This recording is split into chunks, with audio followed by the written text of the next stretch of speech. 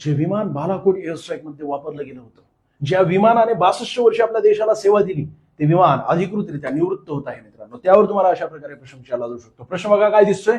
भारतीय वायुसेनेत 62 वर्षे सेवा दिल्यानंतर कोणते लढाऊ विमान 19 सप्टेंबर 2025 रोजी अधिकृतरित्या निवृत्त केले जाणार आहे. तारीख महत्वाची नाहीये, परंतु तुम्हाला विमानाचं नाव विचारलं जाऊ शकतं. पर्याय क्रमांक 1 MiG-21 याचं योग्य उत्तर आहे. या व्यतिरिक्त याची जागा आता तेजस MK1 घेणार आहे. संपूर्ण माहिती या व्हिडिओमध्ये आपण कव्हर करणार आहोत. व्हिडिओ शेवटपर्यंत बघा.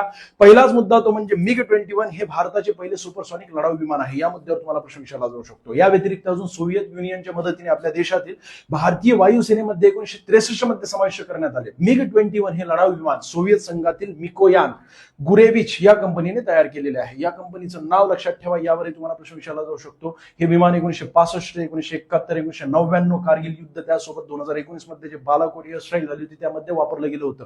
अत्याधिक अपघातामुळे याला फ्लाइंग कॉफिन असे देखील म्हटलं जात असतं. या नावावर तुम्हाला प्रश्न विचारला जाऊ शकतो.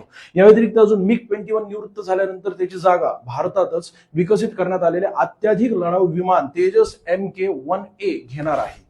आपल्या महाराष्ट्र अकॅडमी तर्फे ऑनलाईन बॅचेस आपण लॉन्च केलेले, ज्यामध्ये सलाम PSI इथे पूर्व मुख्य मुलाखत म्हणजे MPSC कंबाईन ग्रुप सी आणि ग्रुप बी चा अभ्यास जर तुम्ही करत असाल तर इथे संपूर्ण सिलेबस तुमचा कव्हर होईल. या व्यतिरिक्त स्वप्न खाकी बॅच पोलीस भरतीसाठी खास करून आहे. वनरक्षक, तलाठी, आरोग्य सेवक, लिपिक, SSCGD, अग्निवीर या सर्व बॅचेस आपण लॉन्च केलेल्या आपल्या ऍपवर सध्या 70 ते 80% डिस्काउंट चालू आहे. बॅच खरेदी करायची असेल तर आत्ताच खरेदी करून टाका मित्रांनो. काही डाऊट असेल तर या नंबरवर तुम्हाला संपर्क साधायचा आहे. टेस्ट सिरीजसाठी पोलीस भरती आणि वनरक्षक भरतीच्या दोन्ही टेस्ट चालू आहेत. व्हिडिओ आवडला असेल तर लाईक करा, असेल विद्यार्थ्यांना शेअर करा.